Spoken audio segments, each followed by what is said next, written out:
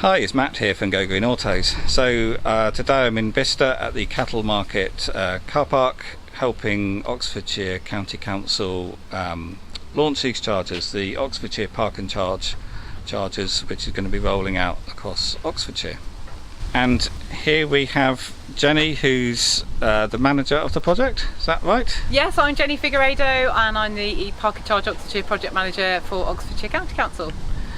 And what's the primary aim of this project? So what we're trying to do is basically make EVs as accessible as possible to all people. We know that in Oxfordshire, surprisingly, about 30 to 40% of people can't install a home charger because they don't have off-street parking. So that might be they don't have a drive, live in a high-rise building, or have shared parking that they just can't install a charger.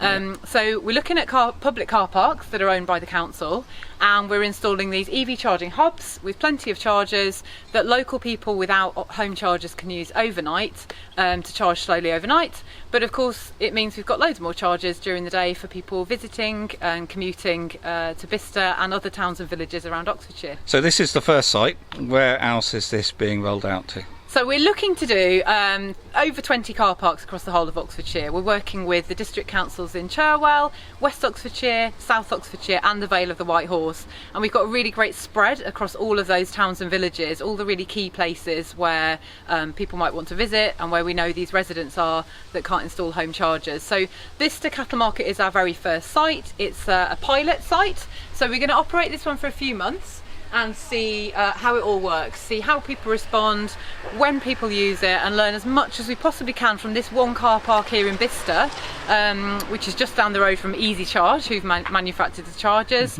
And then it'll be later this year that we're going to proliferate out and put loads more chargers across the whole of Oxfordshire. So in total it's going to be about 140 double chargers. That's 280 extra charging points across Oxfordshire this year. So these chargers are AC, double-headed. I was chatting to Phil yesterday and they're all 22 kilowatt, and you can pay with contactless, an app and an RFID card, and the price is 25p a kilowatt hour.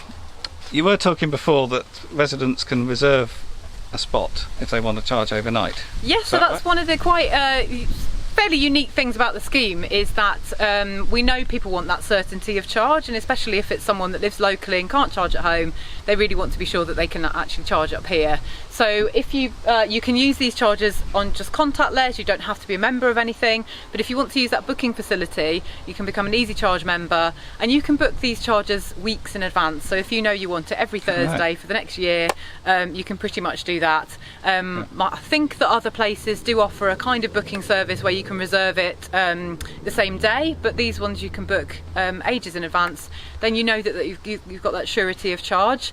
These lovely lights down the side will change colour, so if it's booked and if someone else is coming to use it in the next half an hour, it'll show someone arriving at the car park that one's booked and they won't be able to charge. So it's quite a novel facility, and there's all sorts of other clever stuff going on in these as well. So they're quite innovative chargers, and we're trying to offer what we think the public needs, which is getting a charger when you need one. I think the reserving your charger for an overnight charge is a great idea. So what about parking cost? Do residents have to pay to leave their car here overnight as well? So this particular car park is a pay and display car park, but it's actually free overnight. So between 7 o'clock in the evening and 8 o'clock in the morning, it's absolutely free. So for our real target audience of local residents, the idea is come in, park for free, you pay for the charging only, and by the time car's charge in the morning, you just come and pick it up and you've just had to pay for charging. For those people coming in the day, it is a pay and display car park. It's actually relatively cheap. It's only 80p for up to an hour, and sort of, a couple of quid after that. So it is pretty cheap, much cheaper than the Oxford City Centre, I have to say. Yeah. So at the moment you do have to pay separately, because we're doing loads of car parks around Oxfordshire and all those car parking areas do different schemes. It's just a bit too complicated to knit those together. But I think in coming years what we'd really like to do is one charge for both the parking and the charging. So that's something we'd hope to provide in the future. Not quite there yet, but it's still a very reasonable when you wrap up the cost of both of those things. So. Yeah, of course, yeah. So I suppose the other thing people are going to want to know is it safe to leave your car in one of these car parks overnight? Yeah, so we've chosen these car parks for a variety of different reasons. Primarily we're looking at those areas where people don't have home chargers, but we've also looked at things like the electricity supply and what the local population is like, so places where we think people will be adopting EVs soon. But one other thing we've looked at is crime stats and vehicle crime stats, so we're quite confident that we haven't picked places for these hubs that we think people will feel unsure about leaving their cars. Car parks like this one are really well overlooked, so there's lots of people around, and there are always people parking here overnight as a matter of course. You know, it's a well-used car park, and we also think that having liner chargers, so a hub, will hopefully give people reassurance they're not going to ever be the only car in the car park. This one's got 24-hour lighting, and it's also got CCTV, and I think all the car parks that we're looking to do in Oxfordshire are really well lit, and so it is a concern that people might have. If we find that it's a problem, you know, we'll take a learning from that, but we're confident we've picked places that you should be really confident at leaving your car any time of day or night, and it should be absolutely fine. Then in reality, the people that are going to be using this are only going to be parking on the street anyway, aren't they? So it's exactly the same, and we've actually had a couple of people when we've been doing these engagement events this week that have said this is actually a really nice safe area, that Bicester's generally a safe place to park anyway. So and this one actually is managed by APCOA. They do have wardens that come around during the daytime, and you know, we'll find out about things if anything untoward happens, but you should be fine. In terms of cars being safe for not being nicked, apparently if once it's plugged in, you'd have to pretty much nick the charger to nick the car. Yes, it's locked both ends, of course, yes, as they are on all chargers, yeah.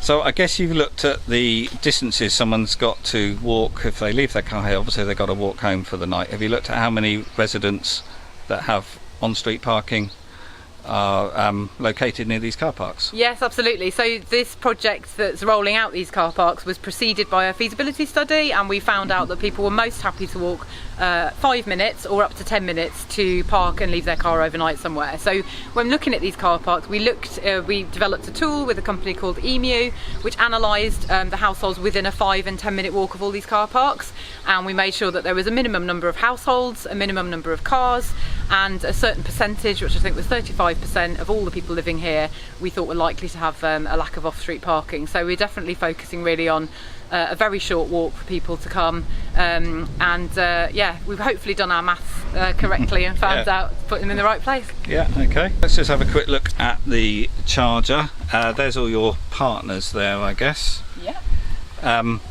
So let's talk about the price. So I see on the screen it says 25p per kilowatt hour, minimum charge £3. Yep. Are you going to do cheaper charging at night time? Yeah, so at the moment it's a flat rate, so whoever you are, whatever time you come, it's 25p per kilowatt hour, which we think is sort of mid-range. There are some cheaper, there's some a lot more expensive, but we're not really passing on a lot of cost. It's quite expensive, the charges for doing a commercial operation like this, so it's really making minimal profit and making it as affordable as possible.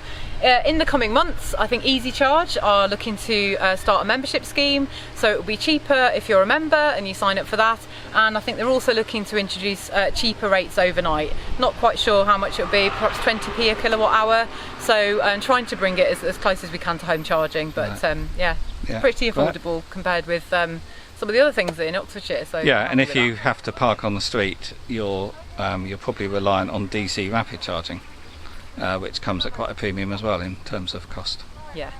Okay. So when are we going to see this in other car parks?